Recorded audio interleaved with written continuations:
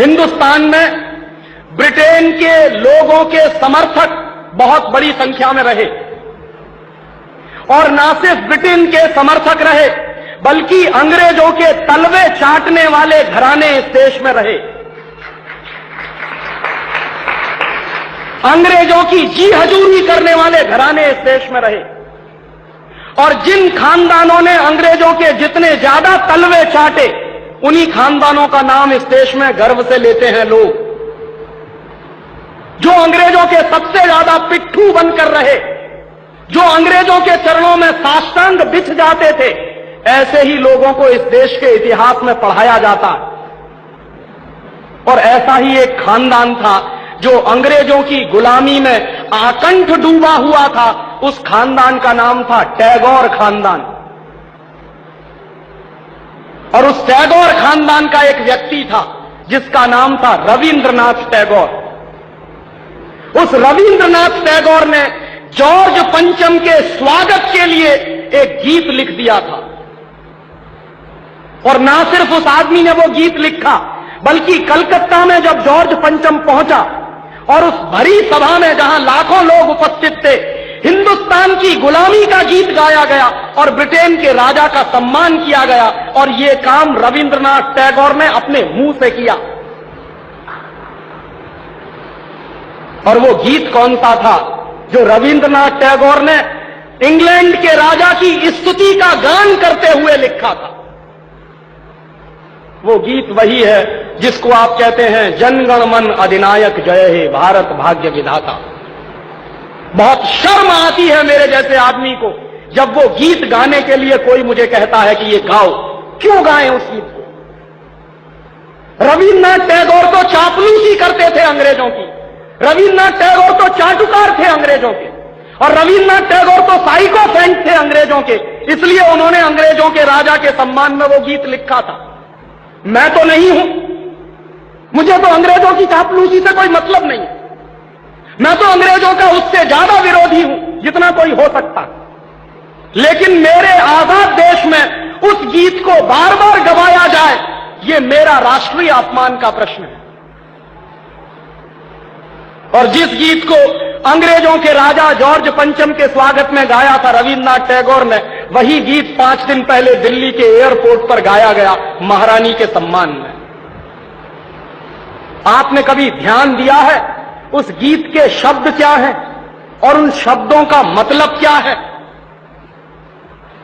जन गण मन अधिनायक जय हे, हिंदुस्तान की जनता के मनों के अधिनायक तुम्हारी जय हो, ये मतलब है। जन गण मन अधिनायक जय है माने जॉर्ज पंचम तुम हिंदुस्तान की जनता के मनों के, जनता के गणों के अधिनायक हो, सुपर बॉस हो, इसलिए तुम्हारी जय हो। ये रविन्द्रनाथ टैगोर गा रहे हैं। भला इससे ज्यादा चाटुकारिता का दूसरा कोई प्रमाण मिल सकता? इससे ज्यादा साइकोफेंसी का दूसरा कोई प्रमाण आपको मिल सकता? और दूसरी लाइन है जनगण मन अधिनायक जय है, भारत भाग्य विधाता, माने तुम भारत के भाग्य विधाता हो, माने हमारा भाग्य तुम लिख रहे हो। यह तो कोई भगवान से भी नहीं कहता है। लेकिन रविन्द्रनाथ टैगोर ने तो हिंदुस्तान के साम्राज्यवादी राजा का प्रतीक जो जॉर्ज पंचम था, उसको भगवान से भी ऊपर रख दिया था कि तुम तो भारत के भाग्य विधाता हो। पंजाब सिंध गुजरात मराठा द्राविड़ उत्कल बंग, विंध्य हिमाचल यमुना गंगा, उच्छल जलधि तिरंग, तब शुभ नामे जागे तब शुभ आशीष मांगे।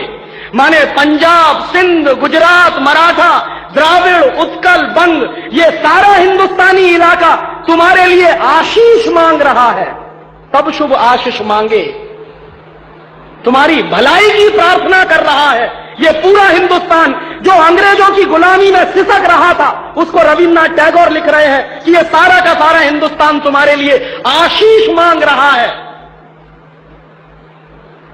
तब शुभ आशीष मांगे। और वो सारी की सारी आशीष हम तुमको दे रहे हैं अपनी तरफ से। और अंत में जनगण मंगलदायक जय है भारत भाग्य विधाता, वही भारत के भाग्य विधाता तुम्हारा मंगल हो, तुम्हारा कल्याण हो। माने जो हमको गुलाम बनाने के लिए आए हैं, उनकी चाटुकारिता में कोई आदमी कितना बिक सकता है, इसका यह निकृष्ट नमूना है। और अंत में वो कह रहे हैं कि जय है जय है जय है, माने तुम्हारी ही जय है, तुम्हारी ही जय है, तुम्हारी ही जय है। ऐसा गुलामी का प्रतीक गीत ये गुलामी के दिनों में गाया गया एक ऐसे हिंदुस्तानी की तरफ से जिसको शायद आप बड़े श्रद्धा की नजर से देखते हैं। और ये गीत जब गा दिया था उन्होंने और चरणों में बिछ गए थे रविंद्रनाथ टैगोर, तब अंग्रेजों ने उनको नोबेल प्राइज दिलवा दिया था पुरस्कार के रूप में। रविंद्रनाथ टैगोर को ऐसे ही नोबेल प्राइज नहीं मिला था। अंग्रेजों ने कुछ नियम बनाए थे, कुछ परंपराएं बनाई थी। और अंग्रेजों के नियम क्या थे? जो अंग्रेजों की जितनी ज्यादा चाटुकारिता करे, जो अंग्रेजों के जितने ज्यादा पैर चाटे, उसी को अंग्रेजी सरकार राय बहादुर का खिताब देती थी। उसी को अंग्रेजी सरकार हिंदुस्तान में और इंग्लैंड में नाइटहुड की पदवियां दिया करती थी। ऐसे ही लोगों को अंग्रेजों की तरफ से इनाम मिलते थे, क्योंकि वो अंग्रेजों के चरण चाटते थे और हिंदुस्तान को गालियां देते थे। और ऐसे चरण चाटू लोग आपने नाम सुना है, हिंदुस्तान के राजाओं के दरबार में कुछ चारण और भाट हुआ करते थे। वो चारण और भाट क्या करते थे? राजा चाहे जितना गंदा हो, चाहे जितना बदमाश हो, चाहे जितना लफंगा हो, लुच्चा हो, वो चारण और भाट हमेशा राजा की प्रशंसा ही करते थे।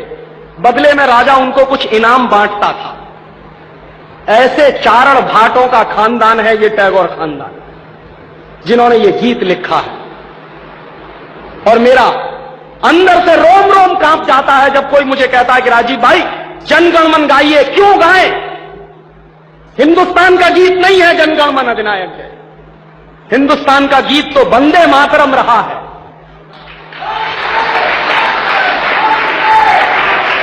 और यह वंदे मातरम जैसा गीत जो हिंदुस्तान की आजादी की लड़ाई का प्रतीक था, जो हिंदुस्तान के लोगों में खून में जोश भरने का काम करता था, उस वंदे मातरम जैसे गीत को हिंदुस्तान में राष्ट्रीय गीत का दर्जा दिलवाने में 50 साल लग गया हमको, अब जाके हुआ है।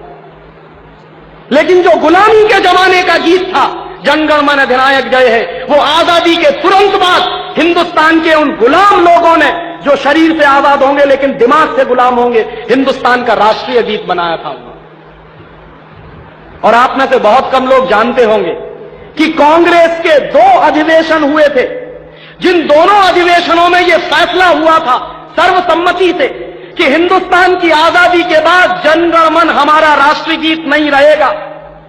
यह फैसला हुआ था कांग्रेस की समिति में। लेकिन उन्हीं कांग्रेस के लुच्चे नेताओं ने आजादी के बाद उसी को अपने देश का राष्ट्रीय गीत घोषित करवा दिया। इससे ज्यादा शर्म की दूसरी बात कोई हो नहीं सकती।